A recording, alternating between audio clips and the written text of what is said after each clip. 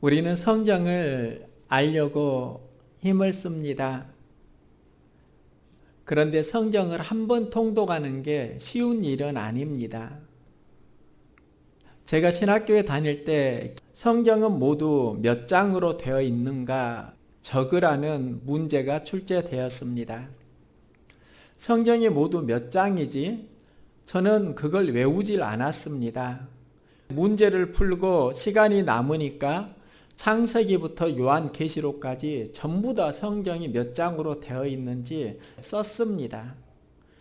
그리고 성경 66권을 모두 다 장을 더한 것입니다.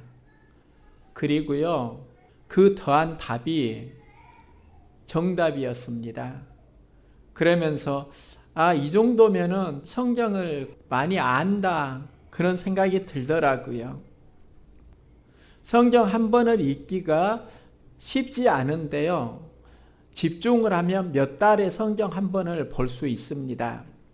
그런데 성경을 많이 보면은요, 30분에 전부 다 내용을 파악할 수 있다는 거 아십니까? 제가 신대원 시험을 보기 전에 눕고요, 천장을 보면서 창세기부터 요한계시록까지 다 머리로 그리는 겁니다. 창세기 1장은 무슨 내용, 그리고 50장까지 어떻게 나누어진다, 계속 그리고 요한계시록까지 쭉 나가면은요, 30분이면 성경이 전체적으로 훑어졌습니다. 그러면서 저는 성경을 좀 안다, 30분의 성경을 모두 다 내용을 파악할 수 있으면 이건 굉장한 겁니다. 저도 그럴 때가 있었습니다. 그런데 목회를 하면서 지금 절실하게 깨달은 게 하나 있습니다. 그렇게 내용을, 사건을 안다 할지라도 진짜 중요한 것은 하나님의 마음이 어디로 흐르는가, 그게 진짜 중요하다는 것입니다. 성경을 안다는 것은요, 하나님의 마음을 안다는 것이고, 하나님의 마음이 어디로 흐르는가를 아는 것이 성경을 이해하는 데 중요합니다. 하나님이 사람을 만드셨는데요, 창조의 절정이 사람입니다. 하나님이 아담을 만드시고 혼자 사는 것이 좋아 보이지 않아서 여자를 보내주십니다. 그런데 왜 여자를 보내주셨는가? 성경은 이렇게 소개합니다. 여호와 하나님이 이르시되 사람이 혼자 사는 것이 좋지 아니하니 내가 그를 위하여 돕는 배필을 지으리라 하시니라. 하나님이 남자를 만드시고 하나님의 이미지는 돕는 대로 모아지고 있습니다. 하나님의 성품을 보면 하나님이 여기까지 도우셨다. 과거 사건, 에베네셀의 하나님이고요. 현재 하나님이 우리와 함께 하신다. 임마누엘의 하나님. 그리고 앞으로 우리의 모든 필요를 예비해 주시고 준비해 주신다. 여호와 이레의 하나님. 모두 다 보면은 하나님은 도우시는 분이십니다. 하나님이 우리를 향해서 흐르는 마음은 돕고자 하는 것입니다. 하나님께서 또 성령을 우리에게 보내주셨습니다. 성령의 언어가 파라클레토스입니다. 의미가 도움을 베풀기 위해서 우리 곁으로 부음을 받은 자입니다. 그리고 성령의 가장 중요한 역할이 있는데요, 돕는 자 역할을 합니다. 내가 아버지께 구하겠으니 그가 또 다른 보의사를 너희에게 주사 영원토록 너희와 함께 있게 하리니. 여기서 보혜사가 성령이고 파라클레토스인데요, 보혜사가 하는 역할이 있습니다. 보혜사 곧 아버지께서 내 이름으로 보내실 성령, 그가 너희에게 모든 것을 가르치고 내가 너희에게 말한 모든 것을 생각나게 하리라. 성경을 깨닫게 하고 생각나게 하고요. 그리고 성령이 임하면 너희가 권능을 받고 예루살렘 온 유대 사마리아와 땅 끝까지 이르러 내 증인이 되리라. 성령이 임하면 나타나는 특징이 예수님을 강화시킵니다. 하나님의 사역의 전체를 보면은요, 돕는 마음이 성경 구절 구절마다 흐르고 있습니다. 우리의 마음은 어디로 흘러야 하는가? 돕는 자로 흘러야 합니다. 이 마음을 놓치면 하나님을 모르는 것입니다. 우리가 살아가는데 아픔과 갈등이 있습니다. 그런데 우리가 궁극적으로 마음에 품어야 하는 태도가 있는데요. 나는 돕는 자로 서리라. 돕는 자를 통해서 사역이 풍성해지고요. 또 돕는 마음을 통해서 우리의 삶도 성장합니다. 그럼 우리는 어떻게 돕는 자로 설 수 있는가? 성경은 돕는 자로 설 수 있는 비결을 가르쳐 줍니다. 이와 같이 성령도 우리의 연약함을 도우시나니 연약함을 도와주신다. 우리도 도우려고 하면은요, 상대의 연약함을 이해하는 것이 중요합니다. 얼마 전에 수요 기도회에 이웃에 사는 분이 예배를 드리러 왔습니다. 만남은 이전부터 계속 있었는데요. 교회 예배에 참여하는 것은 처음이었습니다. 그런데 그분은 술만 먹으면 교회에 와서 이런저런 상담을 했습니다. 치료가 필요한 알코올 중독 수준이었습니다. 얼마 동안 안 보이더라고요. 그리고 나중에 만났는데 술을 끊은 지가 한 5개월 정도 되었다고 합니다. 그래서 제가 격려해 주었습니다. 술 5개월 끊기가 쉬운 게 아닌데 참 잘하셨네요. 그러다가 다시 술을 먹으니까 마음이 참 아팠는데요. 그분이 신앙생활을 하는 형님과 함께 수요 기도회를 참여했습니다. 예배를 드리고 나가는데요. 그분의 형님이 아내에게 아이들과 함께 통닭을 사 먹으라고 2만 원을 주었습니다. 제가 그 2만 원을 동생분에게 주려고 했습니다. 이렇게 왔으니까 주일날에 이 돈을 하나님께 드리세요. 이렇게 권면을 했습니다. 그 2만 원을 통해서 예배의 접촉점을 만들고 싶었습니다. 그런데 그분이 주일날 올 자신이 없다고 합니다. 그러면서요, 2만 원을 주었는데 안 받던 분이 저에게 목사님 1만 원만 주세요 하면서 빼앗다시피 가져가는 겁니다. 그래서 제가 물었습니다. 아니 왜 1만 원을 가져가세요? 지금 돈이 없는데 술을 먹고 싶다는 것입니다. 알코올 중독으로 몇 달을 술을 끊어서 격려해 주었는데 이제는 술을 먹겠다고 목사에게 1만 원을 가져가니까요. 순간 저의 마음이 허탈했습니다. 술을 끊으라고 격려해 주었는데 술 먹겠다고 1만 원을 가져가니까 굉장히 서운했습니다. 그런데 그분이 이틀 후에 다시 찾아왔습니다. 그러면서요, 저에게 90도 인사를 하면서 목사님 죄송합니다. 잘못했습니다. 그리고 예전에 가져간 1만 원을 감사 헌금 봉투에 넣고요. 주는 것입니다. 그분을 보면서 제 마음에 이분이 악한 게 아니라 참 약한 분이구나. 그리고 술 때문에 마음과 몸이 더 연약해지고 있구나. 그런 마음이 드는 겁니다. 살면서 연약한 인생들을 많이 만납니다. 그 연약함을 어떻게 극복할 수 있는가? 성령도 우리의 연약함을 도우시나니.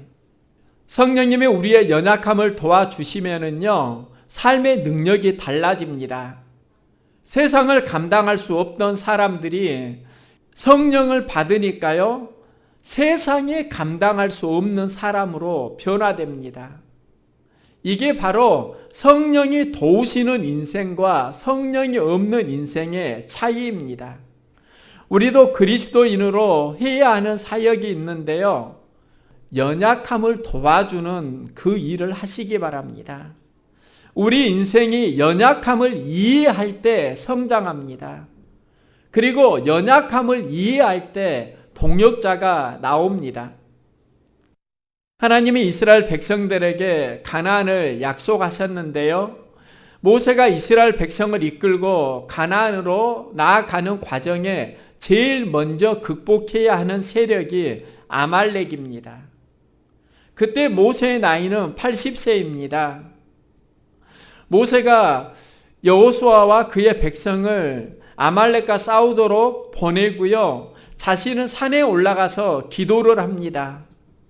모세가 손을 올리면 이스라엘 백성들이 이기고 손을 내리면 아말렉 군사가 이스라엘 백성들을 물리치는 겁니다. 그래서 모세는 손을 올리고 기도를 합니다. 그런데 그때 모세 나이가 80이면 체력이 약합니다. 올렸던 손이 자꾸 내려오는 겁니다. 이때 그 옆에 아론과 훌이 있었는데요. 아론과 훌이 했던 일이 그의 손이 내려오지 않도록 도와주는 겁니다. 우리가 무슨 일을 하려고 할 때요, 약한 부분으로 흐르는 것, 그게 바로 하나님의 선교입니다. 물질이 연약한 이에게 물질을 도우는 것, 믿음이 연약한 이에게 믿음을 도우는 것, 연약함을 도울 때 하나님의 선교가 이루어지는 것입니다. 악함을 보지 마시고 연약함을 보고 도와주는 인생을 살아가시기 바랍니다. 여기에서 우리의 삶이 돕는 자로, 동역자로 설 수 있습니다. 그리고 돕는 자가 품어야 하는 마음이 있습니다. 하나님을 사랑하는 자, 곧 그의 뜻대로 부르심을 입은 자들에게 모든 것이 합력하여 선을 이루느니라. 사랑을 품어야 합니다. 하나님이 인류를 구원하실 때 그 출발도 하나님이 세상을 이처럼 사랑하사 독생자를 주셨으니 구원의 출발이 사랑입니다. 사랑 때문에 독생자를 보내시고 인류를 구원하십니다. 예수님 사랑에 특징이 있는데 끝까지 사랑하시니라. 예수님이 제자를 품었습니다. 지속성이 있습니다. 지속성이야말로 무슨 일을 이루는 가장 소중한 가치입니다. 사랑의 반대말이 무슨 말일까? 어떤 이는 이렇게 말합니다. 사랑했다. 수많은 사람들이 사랑했던 인생을 살았는데 지금 현재는 사랑하지 않고 있다는 것입니다. 사랑을 안 품은 사람 없습니다. 그 사랑이 지속되는 사람은 쉽지 않습니다. 하지만 무언가를 이룬 분을 보면은요, 어려울 때도 힘들 때도 지속성의 마음을 품은 사람입니다. 또한 우리가 온전한 사역자로 서려고 하면은 사랑의 회복이 필요합니다. 이 시대는 하나님을 향한 사랑의 회복이 요구되는데요. 누구에게나 힘들고 지쳐서 마음이 흩어질 때가 있습니다. 제자들이 모두 다 예수님을 믿고 따르다가 예수님이 십자가에 달려 죽으시니까 이제 각자 흩어집니다. 이때 예수님이 제자들을 회복하실 때 내가 나를 사랑하느냐, 3번 연속 사랑하느냐를 반복하시는데요. 그만큼 사역에서 사랑의 회복이 중요합니다. 제자들은 사랑을 회복하고 사역을 감당합니다. 우리의 삶은요, 사랑이 회복되면 되고 사랑이 회복되지 않으면 막힙니다. 교회를 세우기 원하면 교회를 향한 사랑이 회복되고요. 신앙이 성장하기 원하면 하나님의 첫사랑이 회복되고 사랑이 회복되면 그 일은 되는 겁니다. 마음은 사랑이 어디로 흐르느냐에 따라갑니다. 어느 집사님 부부의 이야기인데요. 아내는 신실한 신앙인입니다. 그리고 남편은 아내에 따라서 주일 예배를 드리는 수준입니다. 그런데 그 교회에 특별 새벽 기도가 있습니다. 아내가 남편에게 함께 새벽 기도를 드리자고 강권합니다. 그래서 남편이요, 아내 따라서 억지로 새벽 기도를 나왔는데요. 새벽 기도 예배 시간마다 인상을 쓰고 있습니다. 신경질을 내고 있습니다. 특별 새벽 기도회가 끝났습니다. 새벽에 남편이 일어나는데 노래를 부르더랍니다. 둥근 해가 떴습니다. 자리에서 일어나서. 콧노래를 부르면서 새벽에 머리를 가다듬고 있는데요. 그래서 아내가 이렇게 새벽에 이른 시간에 나오면 힘들지 않아? 그러니까요, 남편이 이러는 겁니다. 하나도 힘들지 않아. 오늘 골프 치러 가는데 신나다는 것입니다. 나는 푸른 초장, 쉴만한 물가 골프장으로 가서 오늘 신나게 골프를 치려네. 그 이야기를 들으면서요, 우리의 마음이 하나님을 향해서 흐르지 못하면 모든 건 다 힘듭니다. 하나님께 받은 은혜를 품고요, 신앙 반응을 해 나가면 모든 헌신이 쉬운 겁니다. 왜 힘들까요? 사랑이 없는 곳에 몸이 움직이려고 하니까 힘들고, 사랑을 흘러보내면 그 일은 쉬워지는 겁니다. 여러분, 신앙이 자라려고 하면 우리의 마음이 하나님께 흘러보내지길 소망합니다. 하나님이 우리에게 은혜 흘러보내셨다고요. 독생자 예수 그리스도를 주시기까지 하나님 우리에게 사랑을 흘러보내셨습니다. 그 사랑을 받은 사람이 그리스도인입니다. 이제 그 사랑을 다시 교회, 믿음의 가족들에게 흘러보낼 수 있기를 소망합니다. 사랑 없으면 다 힘들고요, 사랑하면 일이 쉬워지는 겁니다. 사랑의 마음을 회복하십시오. 그리고 돕는 자로 서기 위해서 우리에게 필요한 게 협력입니다. 그의 뜻대로 부르심을 입은 자들에게는 모든 것이 합력하여 선을 이루느니라 말씀합니다. 합력할 때 중요한 원리가 있습니다. 합력은 선을 이루는 협력입니다.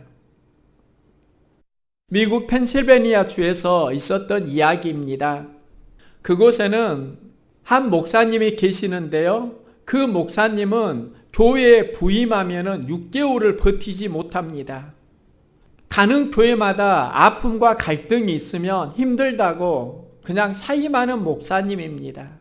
이걸 몇 번을 반복하니까 그 지역에서 소문이 다 났습니다. 6개월을 버티지 못하는 심령이 메마른 막대기 목사님. 그 목사님의 별명이 막대기 목사님입니다. 또 유명한 교회가 있는데요. 그 교회는 목사님이 부임하면 목사님을 힘들게 하는 교회로 유명합니다. 훌륭한 목사님이 그 교회에 갔는데 6개월을 버티지 못하십니다. 너무 힘들게 하는 겁니다. 그래서 그 교회 별명이요, 마른 막대기 교회입니다. 펜실베니아 주에 마른 막대기 목사님, 마른 막대기 교회, 그 두 명물이 있는 겁니다.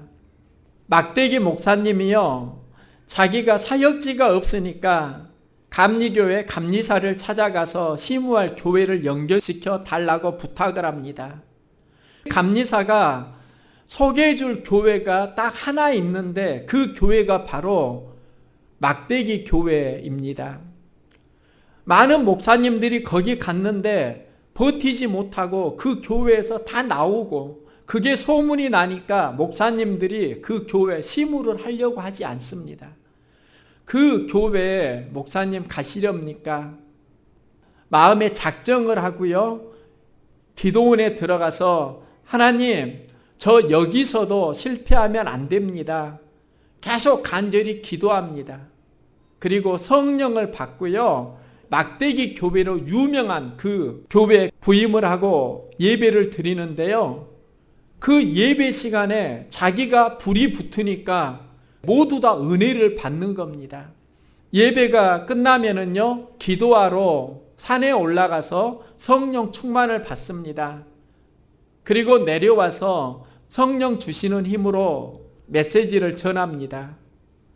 그런데 그 교회를 소개해 준 감리사가 예배를 어떻게 드리는가 그 교회를 찾아왔습니다. 밖에서 들어오려고 하니까요, 안에서 시끄러운 소리가 납니다. 또 싸우나. 예배당에 들어가니까 모두 다 뜨겁게 기도하고 있는 겁니다. 목사님의 메시지도 뜨거웠고요, 그 교회 성도들도 뜨거운 겁니다. 6개월 이상을 버티지 못하고 쫓아내는 그 교회, 성령 충만한 겁니다. 나오면서 그 막대기 목사님에게 묻습니다. 아니 목사님, 도대체 어떻게 된 일입니까? 이렇게 은혜가 넘치다니요. 그 막대기 목사님이 말합니다. 감리사님, 제 별명이 무엇인 줄 아세요? 그야 목사님, 마른 막대기 목사님으로 이 펜실베니아 주에서 다 알려졌잖아요. 그때 마른 막대기 목사님이 이러는 겁니다. 목사님, 마른 막대기에 성령의 불이 붙으니까 참 잘 탑니다. 이 이야기를 하는 겁니다. 여러분의 삶이 힘들 때 있지요. 마음이 강팍해질 때 있지요. 성령님과 협력하십시오. 협력을 할 때요, 모든 것이 합력하여 선을 이룬다 말씀합니다. 누구에게나 장애물, 갈등이 있습니다. 모든 것이 합력하여 선을 이루기 위해서 필요한 게 반응입니다. 어떤 이에게는 그 장애물이 넘어지게 하는 걸림돌이지만 모든 것이 합력하여 선을 이룬다고 할 때는 그 장애물이 나를 성장시키는 훈련의 도구가 된다는 것입니다. 우리가 만나는 장애물은 걸림돌이 아니라 성령님과 합력하면 나의 믿음을 성장시키는 훈련의 도구가 된다는 것입니다. 그게 바로 모든 것이 합력하여 선을 이룬다입니다. 신앙은 마음에서 둘로 나누어지는데요, 하나는 성령이 주관하는 삶이고 다른 하나는 마귀가 주장하는 삶입니다. 그런데 성령이 주장하는 삶은 돕는 자로 흐릅니다. 마귀가 주장하는 삶은 걸고 넘어지는 자로 흐릅니다. 마귀는 우리의 믿음을 방해하고 성령님은 우리의 믿음을 도와줍니다. 성령의 마음을 품을 때 나는 돕는 자 마음을 품고 있는가, 그걸 확인해야 합니다. 우리 인생은 돕는 자 마음을 품을 때 풍요로워집니다. 그런데 우리는 돕는 자 마음이 아니라 바라는 자 마음을 품습니다. 그리고 바라는 게 이루어지지 않으면 상처와 갈등을 많이 받습니다. 바라는 그 마음은 어디에도 채워지지 않습니다. 하나님은 돕는 분이고 마귀는 바라게 하고 그게 안 되면 걸고 넘어지게 합니다. 어제 바자회가 있었습니다. 처음으로 하는 바자회였고요. 저 걱정도 많았습니다. 그런데 바자회를 마치면서 제 마음에 눈물이 날 정도로 감동을 받았습니다. 많은 분들이 오셔서 돕는 손길로 함께해 주었습니다. 우리도 하면 되는구나. 목회를 하면서 믿음의 자신감을 얻을 수 있었습니다. 하나님이 주신 선물이라고 봅니다. 바자회 하면서요, 물질의 이익은 두 번째였어요. 진짜 마음에 품었던 건 이번 바자회를 통해서 가족들은 어떤 마음으로 동참을 하고 여기에서 무엇을 배우고 어떤 사역을 감당해 나갈 수 있을까, 그 저력을 보고 싶었는데 마음에 감동을 주는 바자회였습니다. 그 바자회가 왜 되었는 줄 아세요? 연약하니까 돕는 자들이 많이 생겼기 때문입니다. 우리 교회가 연약한 교회입니다. 연약한 교회는요, 바라는 사람들이 세워가는 게 아니라 돕는 사람들이 세워가는 겁니다. 그리고 그 마음이 하나님의 나라를 이루어 가는 겁니다. 이번 주 금요일부터 여름 성자학교가 시작됩니다. 하나님을 섬기는 가장 좋은 방법은 돕는 마음을 품는 것입니다.